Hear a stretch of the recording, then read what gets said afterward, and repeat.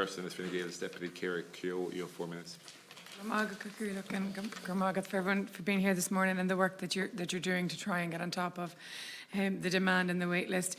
In relation to the single point of access and the one-door policy, I understand it's still a pilot and it's still being rolled out, but we are hoping to have that single point of referral and integrated teamwork and integration. So I'm going to outline 2 examples, and if you could give me back a real world example about what we're trying to do and how the system will change for these 2.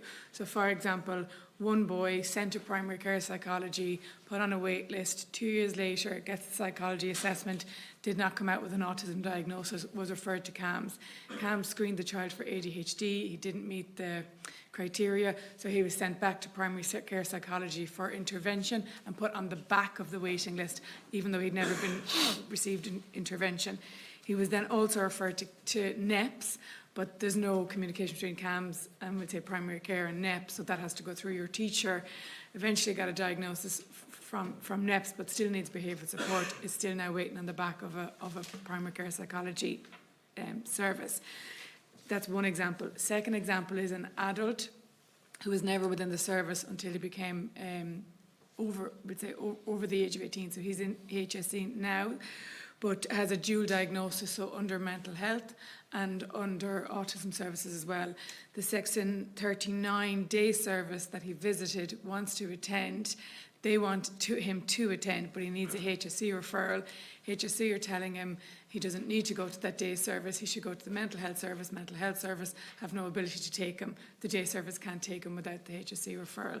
So for those 2, where are we going and what will that story look like for them in 6 months or in a year? I might just ask Melanie, who's rolling this out in her area, I might just ask her to talk that through.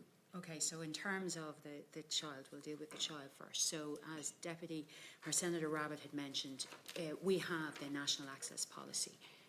That's being implemented across all 92 or 93 networks within the HSE, and it involves all of the professions.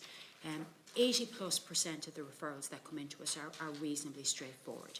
The National Access Policy provides for an integrated children's forum.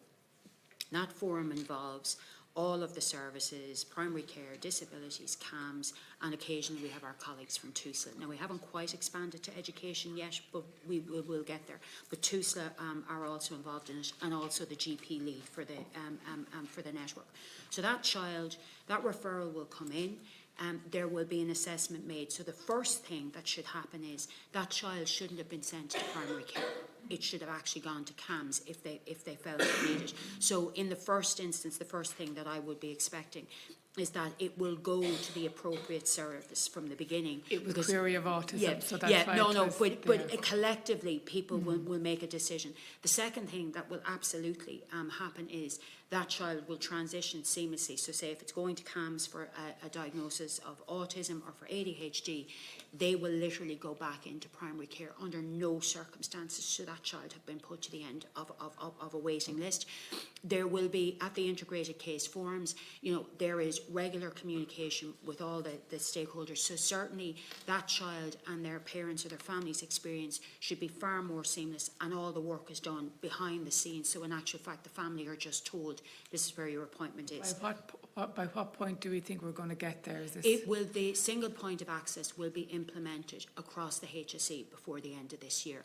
And the other great advantage that I'm getting the opportunity to say now is that there is also an IT system called Community Connects, which is also being implemented as part of the rollout of the single point of access, and it means that there will be shared records. So again, even the sharing of information, the recording of data, where children are going, all of that will mean that there's now an IT system. Just gone over time, and I just want to get a quick answer on the adult. On the adult, I suppose, look, I've never come across that. If we get details of the individual case, like generally our experience has been, if an adult wants to go to a particular service, there should be no impediment as to why they shouldn't be facilitated. So if we get the details of the individual case, we can follow that up.